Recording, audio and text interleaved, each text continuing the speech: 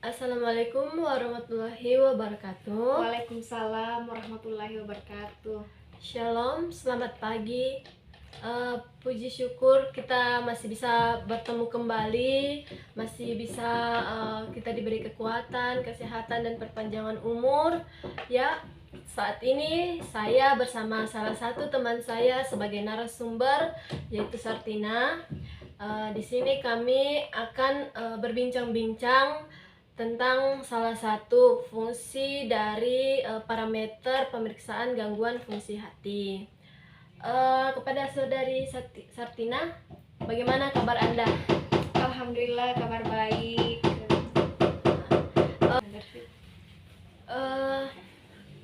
Kegiatan apa yang Anda saat ini sedang Anda lakukan? Hari-harinya seperti biasa masih kuliah. Jadi sekarang masih standby di kos, kadang juga ke kampus mengikuti kuliah offline. Tapi sekarang karena cuaca seperti ini, akhirnya kita online dulu. Online ya? Iya. Oke. Kalau boleh saya tahu, saudari ini sekarang semester berapa dalam perkuliahan? Sekarang saya sudah memasuki semester 5. Sudah hampir mau selesai, insya Allah tinggal 1 semester lagi. Semoga diperlancar, amin. Yang saya ingin tanyakan, adakah susah senangnya selama perkuliahan yang hampir 3 tahun ini dan hampir kalau Tuhan izinkan mau selesai? Suka dukanya pasti adalah, tapi alhamdulillah kita semua bisa lewati dengan tetap sabar dan tetap berjuang. Ya begitulah. Oke. Mahasiswa. Ya, kita masuk saja pada intinya ya. Iya. Saudari Sartina, apa yang Anda ketahui tentang hati? Hati. Kita berbicara dengan tema hati hari ini. Hati itu merupakan organ padat terbesar dan kelenjar terbesar yang ada dalam tubuh, yang memiliki fungsi yang sangat penting dalam tubuh. Oke. Kalau boleh tahu, fungsi dari hati itu apa sih? Hati ini berfungsi untuk untuk mengolah zat makanan yang diserap oleh usus, bisa juga sebagai penyimpanan, bisa juga untuk pembentukan zat yang diperlukan oleh tubuh. Iya. Dan sebagai penetralan obat atau virus. Oke. Ini kan berbicara tentang hati, pasti ada yang menyebabkan penyakit. Menurut Anda, apa saja yang bisa menyebabkan sampai hati itu bisa rusak? Oh iya, mengenai gangguannya, gangguan fungsi hati. Nah, gangguan fungsi hati ini biasa disebabkan beberapa faktor, misalnya infeksi virus dan atau parasit, bisa juga karena penyalahgunaan alkohol, itu juga bisa mempengaruhi gangguan fungsi hati. Efek samping dari obat-obatan juga, dan produk herbal, faktor genetik, bisa juga karena pengaruh kanker hati dan hingga pengaruh obesitas. Itu juga bisa memicu gangguan fungsi hati. Jadi banyak yang bisa menyebabkan hati itu mengalami gangguan fungsi. Iya, betul. Oke. Ya, kalau Anda sedang praktek di dalam lab nih, bisakah kan banyak parameter pasti yang digunakan dalam pemeriksaan gangguan fungsi hati ini. Iya. Bisakah Anda sebutkan parameter apa saja yang bisa kita gunakan begitu atau umumnya digunakan di dalam di instalasi rumah sakit atau balai atau puskesmas gitu? Biasanya kita gunakan itu ada 5 jenis parameter yang biasa digunakan. Yang pertama itu ada SGPT atau Ya. biasa disebut dengan ALT. Ada juga SGOT atau sering juga disebut dengan AST. Ada juga ALP, alkali fosfat. Ya. Ada juga GGT, Ya. gamma glutamil transferase. Dan yang kelima juga itu ada melalui pemeriksaan bilirubin. Nah, bilirubin ini dia terbagi atas 3. Ada pemeriksaan bilirubin total, bilirubin direct, dan bilirubin indirect. Oke. Itu saja. Iya. Jadi yang intinya di sini adalah Anda ingin membahas tentang GGT ya kalau tidak Iya, salah. iya. Oke. Salah satu parameter dari pemeriksaan fungsi hati. Iya. Baik, yang selanjutnya yang ingin saya tanyakan, apa yang Anda ketahui tentang enzim GGT ini sebagai parameternya? Enzim GGT. GGT ini adalah singkatan dari gamma glutamil transferase, yang merupakan enzim yang ditemukan di berbagai organ tubuh. Akan tetapi konsentrasi enzim ini tinggi ditemukan di dalam organ hati. Biasanya enzim ini di manakah dia disimpan begitu di dalam hati? Enzim GGT ini dia itu terdapat di hati. Di hati dia terletak pada kanalis sel hati, terutama sel epitel yang melapisi ductus empedu. Gitu ya. Oleh karena itu, GGT ini akan meningkat hampir semua kelainan hepatobiliar.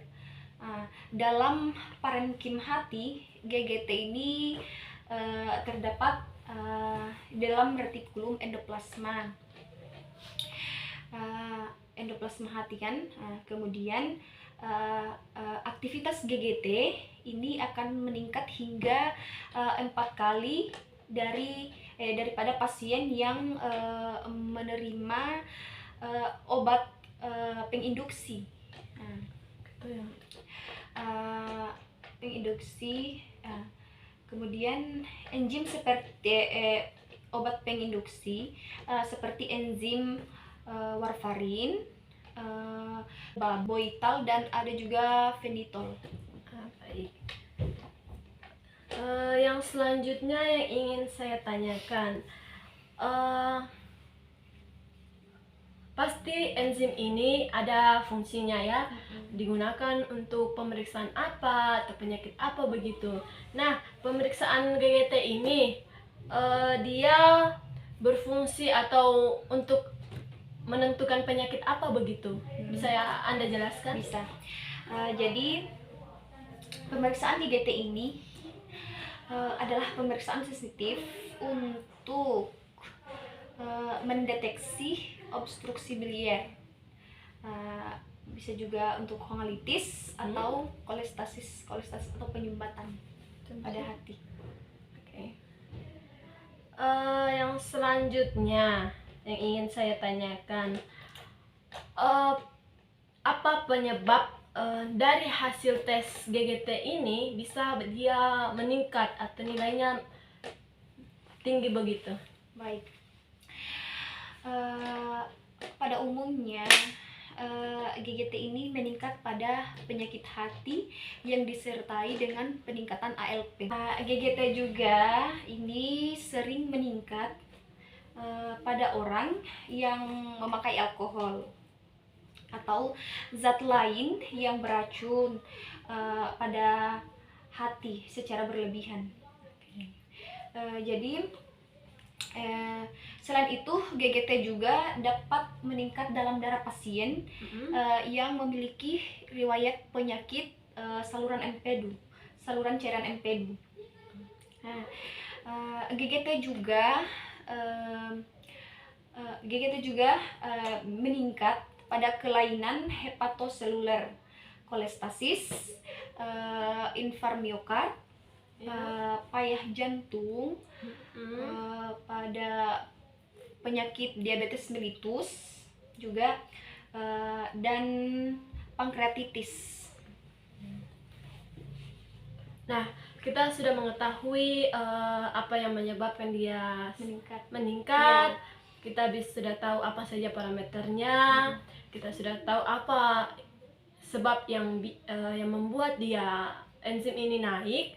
Ya, yang sekarang ingin saya tanyakan, cara menurunkan kadar enzim GGT ini di dalam tubuh kita begitu. Tentunya pasti ada caranya. Iya. Bisa Anda jelaskan? Bisa. Untuk cara menurunkan kadar enzim GGT ini, yang saya ketahui, Ya.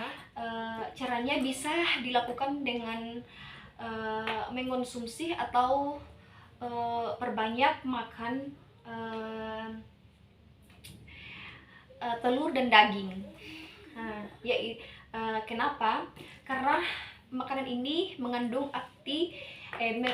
mengandung antioksidan, yaitu glutathione, yang dapat mengurangi kadar GGT dalam aliran darah. Mengapa telur dan daging? Karena telur dan daging ini dia itu merupakan protein sehat yang akan memecah GGT dan melindungi kesehatan liver. Itu saja mungkin jawaban dari saya. Mungkin ada lagi, cuman yang menurut yang saya ketahui seperti itu. Baik, ya sepertinya cukup jelas. Dan pertanyaan terakhir, nah yang ingin saya tanyakan, pasti dalam setiap pemeriksaan, setiap parameter itu pasti memiliki nilai normal tersendiri. Nah, untuk enzim GGT ini, berapa nilai normalnya ini? Anda bisa jelaskan? Bisa. Untuk nilai rujukan atau nilai normal daripada GGT ini, untuk wanita dia itu berkisar dari 7 sampai 32 unit per liter. Untuk laki-laki dia kisarannya dari 11 sampai 50 unit per liter. Itu saja mungkin yang saya pahami dari nilai rujukannya. Baiklah, mungkin sekedar pertanyaan tambahan ya. Baik. Bagaimana teknik dari pemeriksaan GGT ini yang Anda ketahui? Baik. Pemeriksaan GGT ini dilakukan secara kinetik. Artinya, substrat yang paling banyak digunakan dalam analisis GGT ini adalah gamma glutamil p-nitranilida. Kemudian residu gamma glutamil dipindahkan ke glisil-glisin dan melepaskan nitrodilin. Kemudian warna yang terbentuk diukur menggunakan fotometer pada panjang gelombang antara 402 sampai 420 nanometer. Pertanyaan dan pernyataan yang sangat bagus menurut saya. Iya. Ya, mungkin sampai di sini hasil bincang-bincang saya bersama teman saya sebagai narasumber, yaitu Sartina. Saudari Sartina, terima kasih atas waktu yang disempatkan atau diberikan untuk pada kesempatan kali ini. Kita sama-sama belajar, kita sama-sama mengetahui tentang fungsi enzim yang mengganggu atau parameter yang bisa kita lakukan untuk pemeriksaan fungsi. Ya, betul. Fungsi hati. Ya, terima kasih atas kesempatannya. Akhir kata saya mengucapkan terima kasih apabila ada salah-salah kata dari kami mohon maaf, dan Thank you. Assalamualaikum warahmatullahi wabarakatuh. Shalom.